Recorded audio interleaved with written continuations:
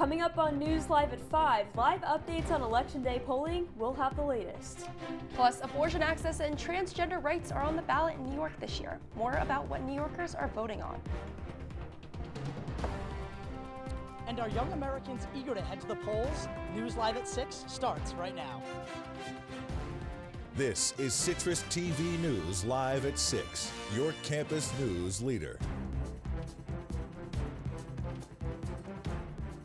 The polls today to vote for the next president of the United States. New Yorkers can still vote in person until 9 p.m. tonight when the polls close. Thanks for joining us an hour early tonight. I'm Lauren Holdmeyer. And I'm Kaitlin Campbell. While a large number of voters cast their ballots through the mail this year, heading to the polls is still a staple of Election Day. Our Jude Baserman is live from a polling site on campus. Jude, good evening. What's the environment like? Lauren, Kaitlin, thank you. The environment is great here. There's a line nearly 30 people back. People are waiting for minutes, maybe even hours to cast their ballots. But this presidential election, people are wondering if there's going to be the same high voter turnout there was in 2020. 4 years ago, nearly 160 million Americans cast their ballots for the presidential election, with 5 million more votes going to current President Joe Biden. But are Americans, especially young Americans, as eager to vote now as they were 4 years ago?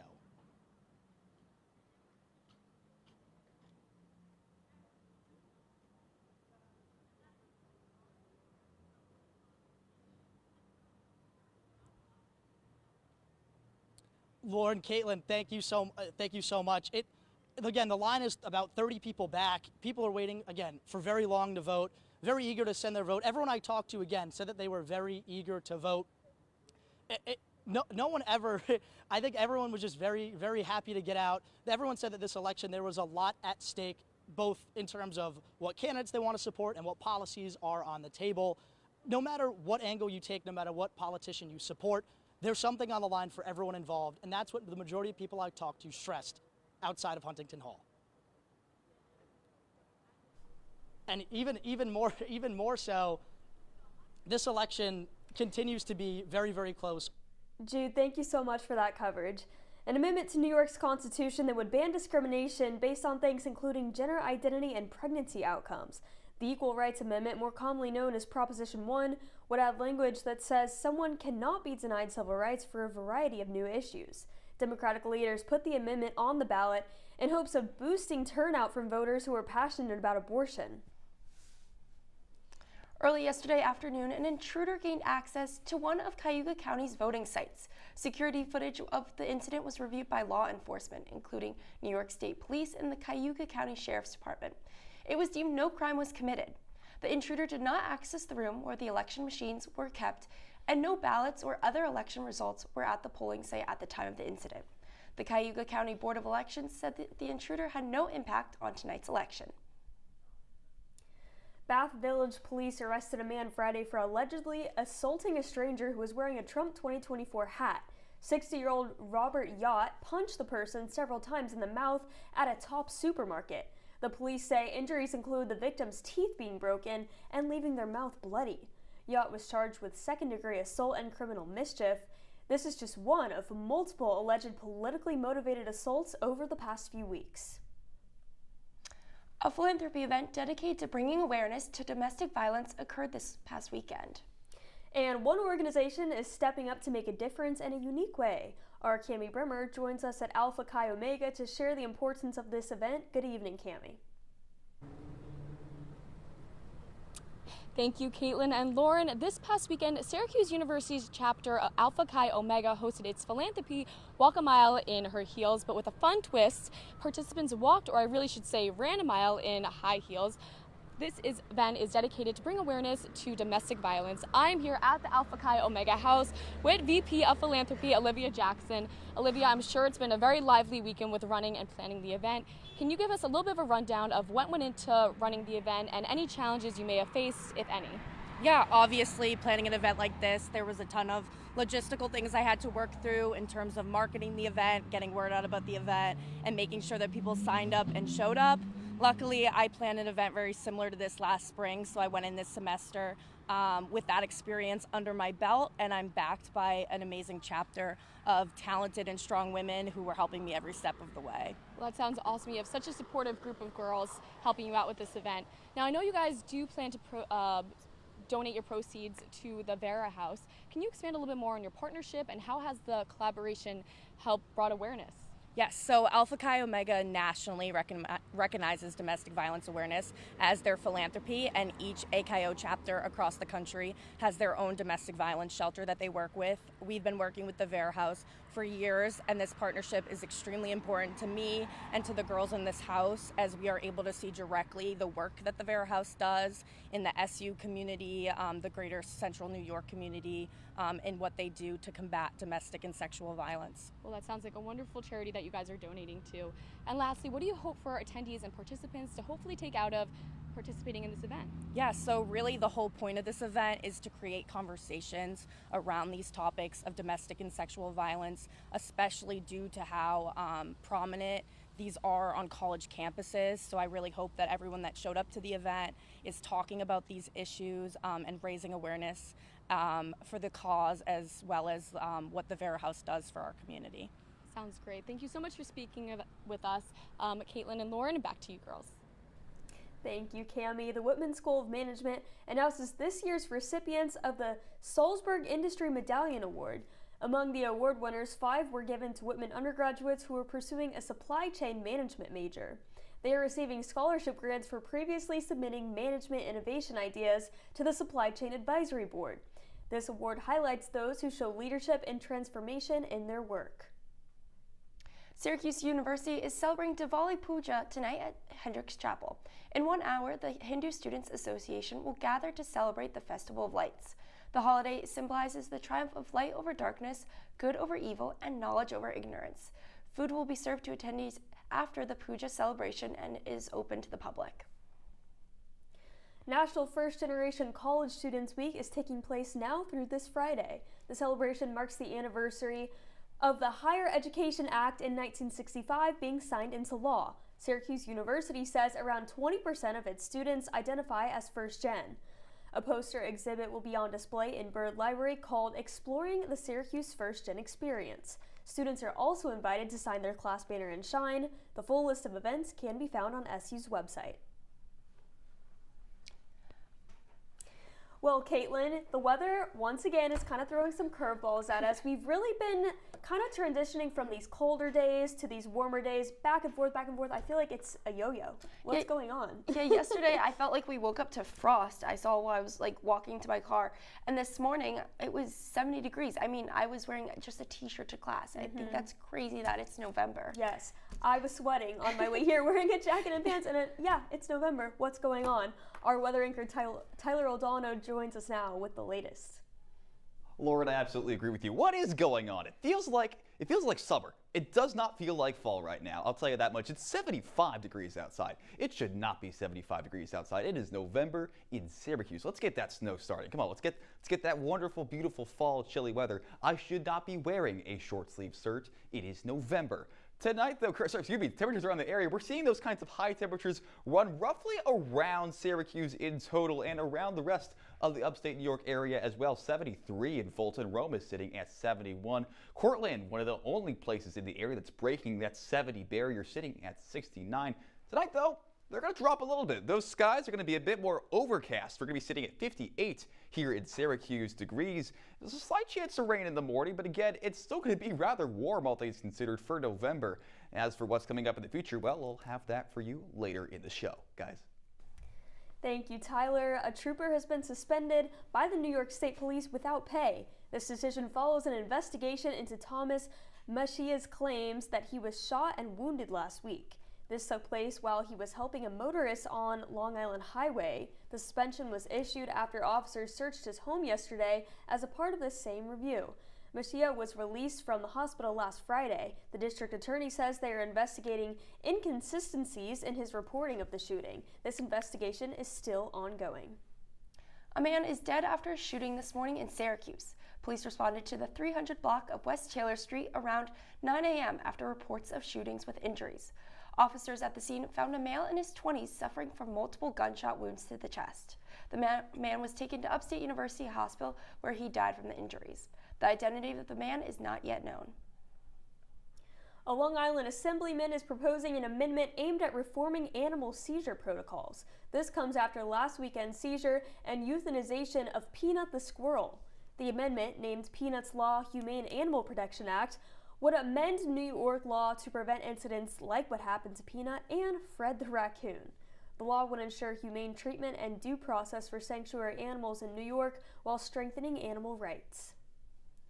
Rite Aid will be closing its distribution center in Liverpool soon. The company issued a letter to workers saying it would be closing that center that has been open since 1973. The services at the Liverpool location will be transferred to a location in Maryland. It is unclear of how many workers will be without a job after the closing. A New York State Thruway Authority maintenance worker was killed yesterday morning after being hit by a vehicle. Governor Kathy Hochul noted this incident was the second fatal crash involving a Thruway worker this year. Hochul urges drivers to, quote, be alert for all vehicles stopped on the side of the road. The victim's identity has not been released and the investigation is still ongoing. And coming up, the latest on polling across the country as we approach the end of Election Day. Plus, Israel's defense minister is on his way out, and all that and more after the break.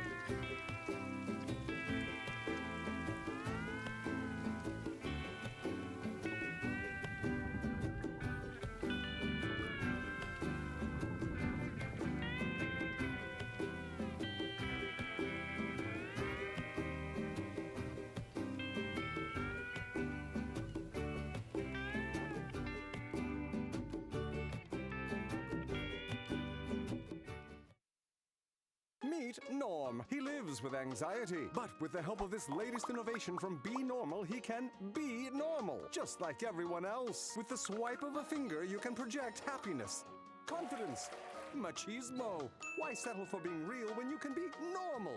The Normal Maker, new from Be Normal. This item doesn't really work because there's no such thing as normal. We're all different. What we like, how our brains work. In fact, 1 in 5 of us live with mental illness. Don't filter who you are. Start by talking to someone you trust. And remember, there is no normal.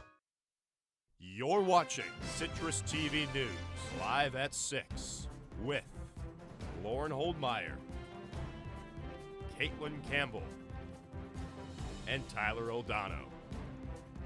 Now, your campus news leader continues. Welcome back to News Live at 5. We apologize for our technical difficulties at the top of the show.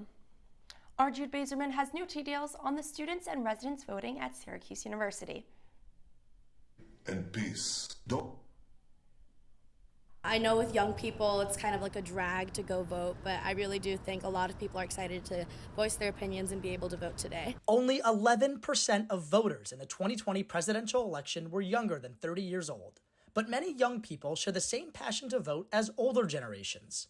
I think a lot of older people generally have the opinion that we're not excited to vote or anything like that, but this election is so high stakes that I feel like a lot of young people are so excited to voice their opinions and be first-time voters. Younger voters also believe that many key issues are at stake in this election, which could result in another record-setting turnout. I had mentioned before that I feel like this is a really pivotal election, and I mean they all are, but I think that this one's really important. and there's a lot at stake. I actually think there's going to be more people. I don't know. I think it's just like a really critical election. Two people, obviously Trump was already president. Kamala is kind of like a little more unknown. Well, as you know, today is election day and polling is as tight as it can get. According to Real Clear Polling, former President Trump has a 0.8% lead over Vice President Harris nationally. Trump has a slight lead in 5 out of the 7 swing states in the Real Clear model, many of which are under a point, making the outcome of swing states nearly unpredictable. Harris is currently leading in Wisconsin and Michigan.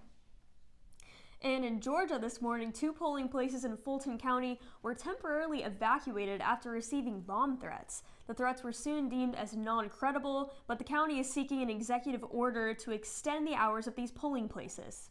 Secretary of State Brad Raffensperger believes the bomb threats came from Russia, and authorities have confirmed it in the midst of Election Day. Raffensperger says, quote, "They don't want us to have a smooth, fair, and accurate election, and if they can get us to fight amongst ourselves, they can count that as a victory." Cambria County in Pennsylvania is extending their polling hours due to a software malfunction in the county's voting system.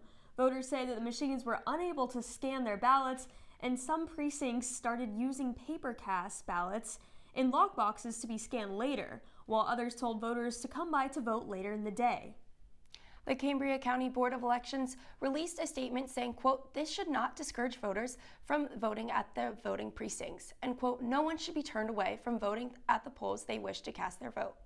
The county board is working with IT specialists to solve this issue and will continue to monitor the system throughout the day. Israeli Prime Minister Benjamin Netanyahu has fired his defense minister Yoav Gallant. The Prime Minister's office announced the change earlier today. The current Foreign Minister Israel Katz will become defense minister. In his statement, Netanyahu cites a lack of mutual trust as the reason behind his decision. He claims Gallant was indirectly aiding Israel's enemies. The Prime Minister says most members of the government agree with his decision. And flash floods in Spain have killed over 200 people. Heavy downpours in the Valencia region shattered the livelihood of over thousands of people as they are facing shortages of basic goods. Water is back to running through pipes, however, authorities say it is only fit for cleaning, not for drinking. Spanish Consortiums for Insurance pays claims for extreme risk and like floods, and they say that they have received over $21,000 for home insurance alone and expects this number to grow. The president says, quote, "We can estimate that we are facing the biggest payout for a weather-related event that Spain has ever suffered." Your 5-day forecast and where you'll be finding some snow coming up after the break. Welcome to an excellent episode of Live from Studio B.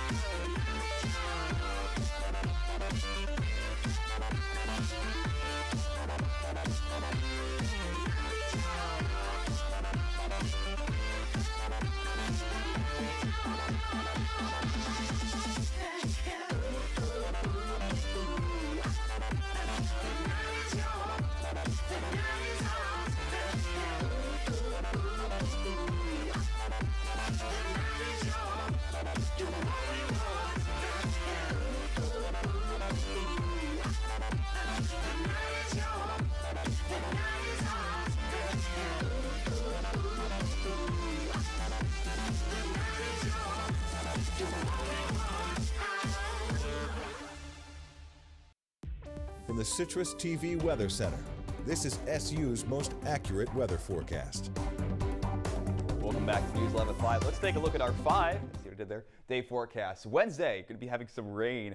Saw some in the morning, and the night, though, we're going to be seeing a little bit less. It's just going to be in the morning, so you don't have to worry about too much about keeping that umbrella with you the entire day. Thursday, though, we're going to see those clouds kind of continue to be there. It's going to be a bit more of an overcast day than what we're used to. We're still kind of getting to that fall weather, it looks like. It's still feeling like it's summer, but those clouds are going to be kind of coming their way really, really soon. Friday and Saturday both seeing very, very similar days, both light to heavy clouds as the day goes on. And Sunday, well, going to sound familiar to you guys who are experiencing tomorrow. It's going to be rainy as well. Now, the question I'm sure a lot of you guys are asking is, where's the snow? We all came to the school expecting there to be just snow absolutely everywhere, from the ground to the ceilings to probably inside our homes at some point, but we're kind of seeing a bit of an absence of it right now. In fact, we're seeing 70-degree temperatures all throughout the New York region. So let's go on that. When should we be expecting some snow? Well, we usually get some, wrong side, after Thanksgiving break. And after that, it's historically been October was the earliest day back in 1948. We got some snow all the way back in October. Seems hard to believe, right? And latest we usually got it is December 11th. That was in 2014 when we got that. So expect some around after Thanksgiving break and going into winter break, and maybe it'll stick around a little bit to have some fun in the snow. Guys. Thanks, Tyler. Hopefully we'll be seeing some of that snow soon. Well, yesterday, Boeing workers voted to end their 53-day-long strike. The new contract includes a 38% wage increase over the next 4 years and a $12,000 ratification bonus. This is a sharp increase from the first proposal of 25%. Boeing President Kelly Ortberg said in a message Friday that the strike has been difficult and urged union members to approve the latest proposal. This was the third proposal the International Association of Machinists and Aerospace Workers brought to vote. SU men's basketball was back in action for the first game of regular season action, but the curtain raiser with Lemoyne was a little bit closer than expected. That'll be when we return, when Live at 5 continues.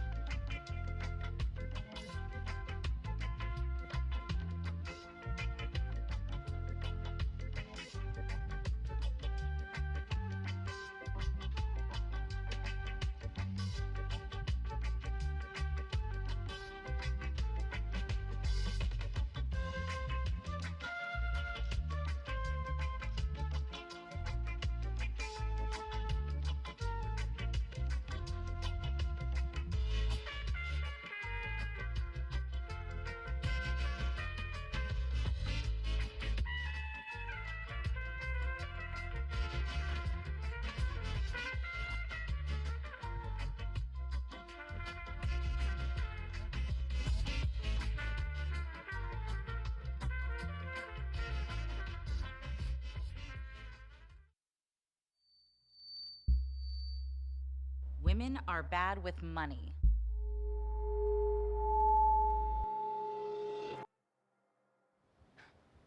It's what the world's been saying for centuries. But now, we've got something to say. Save it. Save the old-fashioned advice, the empty excuses. It's all worthless, unlike us. To our fellow females, it is time to save ourselves by saving our money. Contributing to our futures, investing in our independence. Until we're no longer 80% more likely than men to live in poverty in retirement. So again, we say to that, save it. The falsehoods, the feelings of fault, then the funds. Learn how to save for your retirement at wesaysaveit.org. And now, your CitrusTV Sports Report. For many, it's election season. For a select few, though, this week just means college basketball is back. Welcome into Live at 5. I'm your host, Hudson Ridley. For sports, Syracuse men's basketball got the season rolling in a matchup with Lemoyne last night. It's only the second year the Dolphins have played in Division I action, but that didn't stop crosstown rival from getting a little bit of trouble to SU. Let's take a look at some of the highlights from last night's game. Immediately off the rip, Dwayne Koromoa down the lane, throwing a ball down, and then on the other end, the Orange. So many turnovers this night. Peter Majstorovic, the freshman, tossing it away. Easy buckets were given to Lemoyne in the first half. Spinning, turning, firing, and the tip-in from Koromoa. He ended up having 12 points on the night. The other way to Donnie Freeman from Jaquan Carlos. The Orange surged back after being down at the half to the Dolphins, but Lemoyne would not go away. That's Fred Paul Bagaskis shooting 12 threes after only attempting 3 last year. Jair Davis, the Delaware transfer, though, gave the Orange a little bit of life, and at the end, it was capped off with an Orange win, but not until Bagaskis got a little bit of a last laugh. Again, 12 threes for him. Chris Bell, the leading three-point shooter for the Orange, though, came back the other way and secured the game with a game-sealing steal. SU head coach Adrian Autry, though, said that he sees a little bit of a rivalry with the Crosstown Dolphins. Yeah, I mean, again, I thought it was a great game. Again, hopefully we can play better next time. But I thought, I think it's a great game. I thought the crowd was good for the first opening night. Lemoyne, I thought it was really good. That rivalry would have the chance to be pretty entertaining. Syracuse improves to 7-0 all-time against Lemoyne, behind 22 points and 12 boards from Jair Davis, although Lemoyne fell just short of getting its first official win over SU. 15 years ago from yesterday, the Dolphins took down an Orange team that tested out playing man-to-man defense in an exhibition. After the game, Jim Boeheim vowed to never play man-to-man defense again, and last night it really almost cost the Orange. We've reached the part of the season where they both start to cross over. That's SU football and SU men's basketball. It's full steam ahead after an overtime win against Virginia Tech, but now turn the gears and quickly focus on a matchup with Boston College. That's at least what Syracuse head coach Fran Brown is thinking about. I just really worrying about Boston College. I think that they're a good football team, so we have to put all of our attention on them, and I feel that they can run the ball well. I think their quarterback has a good arm. Offensive options at the beginning of the season may have worked for BC with a 4-1 start and a win over Florida State, but since then, no dice. 3 straight losses in the ACC for the Eagles. Syracuse travels to Boston College as a 6-2 record already, which already clinches bowl eligibility for head coach Fran Brown in his first season with the Orange. A quick wrap-up on the hardwood. Both the Knicks and Nets were in action last night. New York took a trip down to Houston as it continued its roller coaster of a start to the season. The Rockets blew by the Knicks, though, 109-97, with a game-high 29 points from Jalen Brunson. It just was not enough, as New York ended up falling to the Rockets 3-3. As you see there, the trouble in the paint was evident. 62 points scored by a young Rockets team to just 38 from the Knicks. That was a really rough matchup, but back in Brooklyn, the Nets took down the Grizzlies and got their second win their second win of the season, a 103 win. Rookie Zach Edey with a dominant game, the first dominant game from a rookie we've seen all year, putting up 25 points and 12 rebounds. The Nets are back in action on Friday, but it won't be easy. A tough matchup with the Celtics, guys. Thank you so much, Hudson, and we'll be right back with your wake-up weather. They call me Maxie, but I prefer tripod. I was your above-average four-legged homie, and then wham-bam minivan. Some people pity me. Now that's lame. I still run, fetch, and swim. And the ladies love me. I'm the ultimate wingman. Just don't ask me to high-five.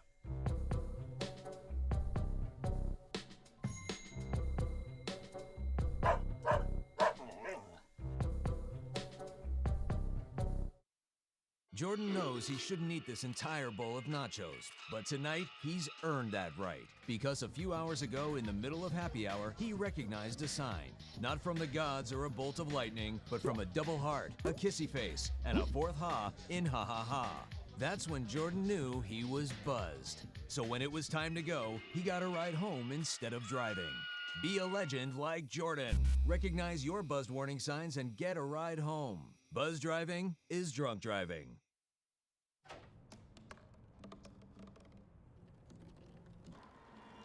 Everybody has a dream.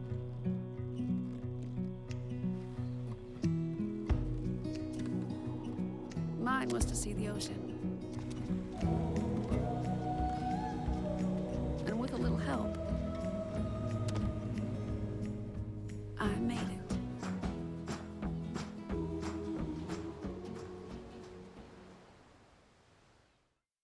back to News Live at 5. When you wake up in the morning, it's going to be a nice 69 degrees outside with a little bit of rain in the morning. In the afternoon, some cloudy skies. Guys. Thanks, Tyler. Well, that's Citrus TV News Live at 5 for this election day.